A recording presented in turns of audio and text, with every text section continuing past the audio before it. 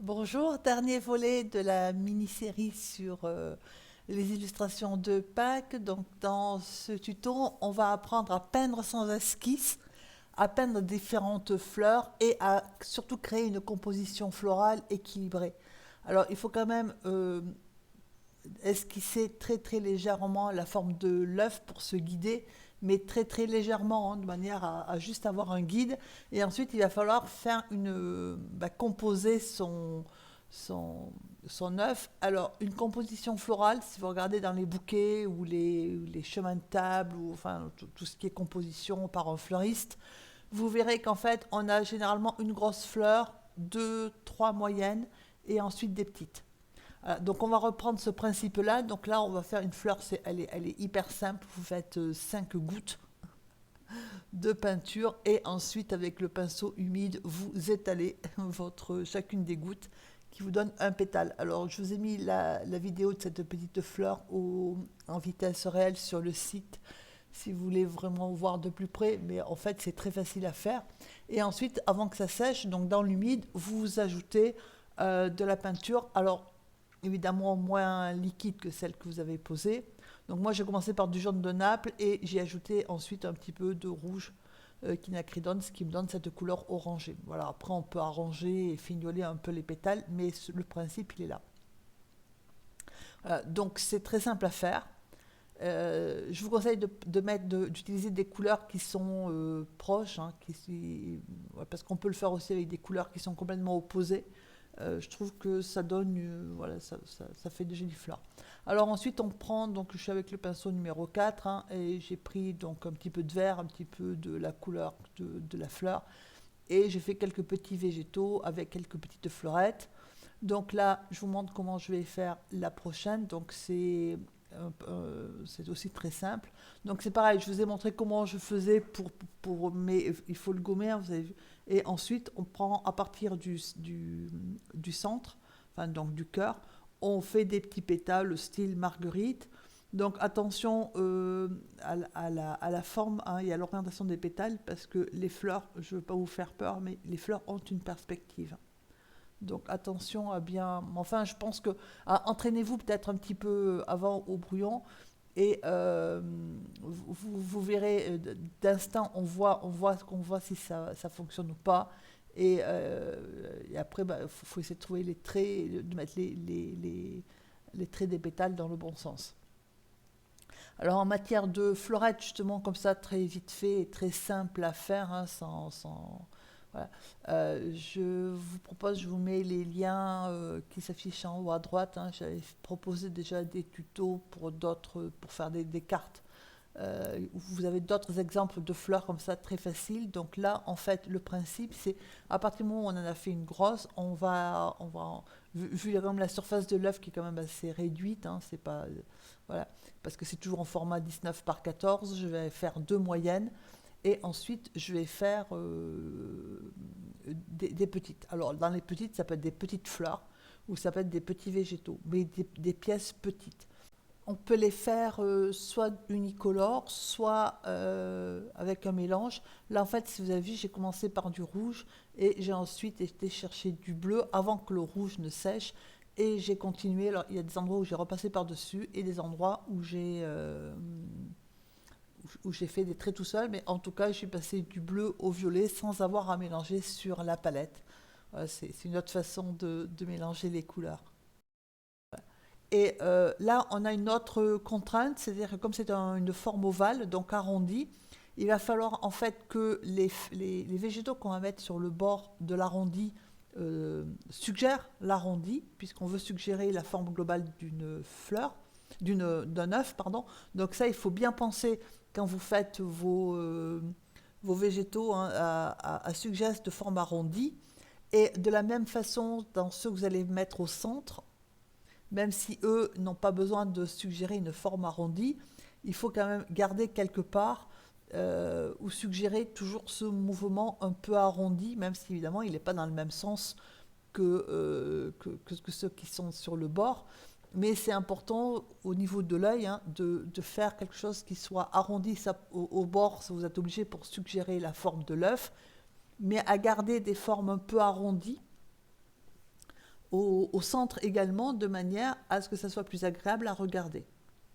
Voilà. Donc, on vient de parler de la composition. L'autre élément qui rentre en jeu, ce sont les couleurs. Je vous conseille de ne pas multiplier les couleurs. Si vous avez fait attention sur les 4 tutos, ce sont toujours les mêmes couleurs. Il y en a qui ont plus ou moins de couleurs. Là, j'ai retiré le marron parce que ça servait à pas grand-chose. Soit vous utilisez le jaune de Naples, soit vous utilisez le jaune sennelier. Voilà, ou n'importe quel. Enfin, voilà. Le jaune de Naples, c'est une couleur c'est un jaune pâle, hein, qui est proche, voilà, qui est un jaune très, très lumineux, mais qui est pâle de départ. Et vous avez un peu coquille d'œuf, ou le jaune sennelier, qui est un jaune, enfin, basique en fait, hein, très lumineux. Donc vous prenez vous pouvez prendre du jaune indien, du jaune de cadmium, enfin vous prenez les couleurs que vous voulez. Mais ce que je veux dire, c'est qu'il faut éviter de multiplier les couleurs parce que il faut qu'il y ait une harmonie aussi de couleurs. Et là, l'harmonie, elle se construit autour des 3 primaires, hein, c'est-à-dire un rouge, qui est le quinacridone, dans ce cas-là, le bleu, qui est le cobalt, et le jaune. Bon, j'ai pris du vert de vessie pour aller, parce que c'est plus simple, voilà, ça simplifie les choses. Mais pas plus que ça. Et toutes les couleurs que vous avez là, puisque vous voyez qu'on a du bleu, on a du rose, on a du mauve, on a du violet, on a de l'orange, on va avoir du jaune, etc. Ce sont des couleurs qui sont en fait issues des mélanges des trois primaires en fait. Voilà. Donc choisissez 3 couleurs qui vous plaisent, 3 couleurs qui se mélangent bien ensemble, parce que contrairement à ce qu'on pense, tous les bleus mélangés à du rouge ne donnent pas du violet, et tous les jaunes mélangés à l'orange, au rouge ne donnent pas forcément non plus un joli orange. Donc ça, faites un test avant, hein, vérifiez que les couleurs que vous avez se mélangent bien, harmonieusement, et ensuite vous construisez vos petites fleurs. Donc je l'ai gardé pour la fin parce que vous voyez pourquoi c'est plus compliqué que le reste. On n'a pas de modèle, même si vous essayez de faire de reproduire ce que je fais, ça ne sera pas forcément identique non plus. Vous pouvez aussi en créant vous-même.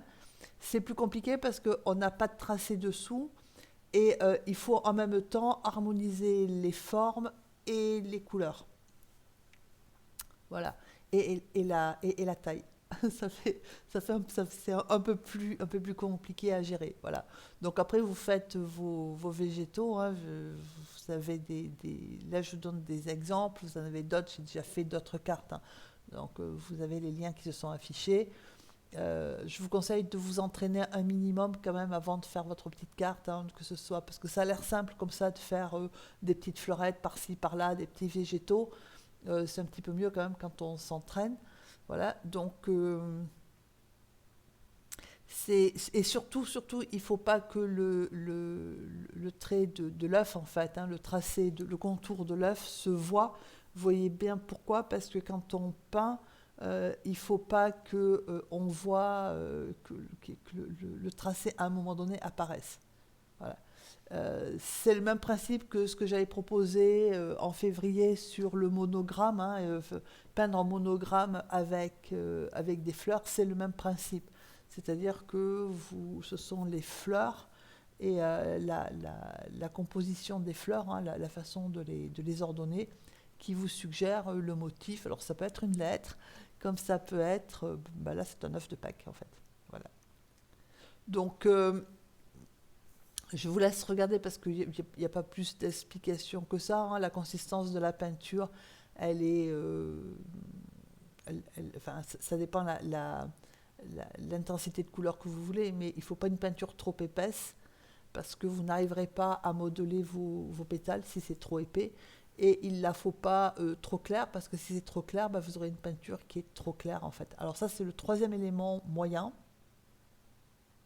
Voilà. Qui tient sa petite place quand même. Donc là, je l'ai pas fait, je l'ai pas fait comme selon la même technique que j'ai utilisée pour l'orange, hein. J'ai carrément dessiné au pinceau mes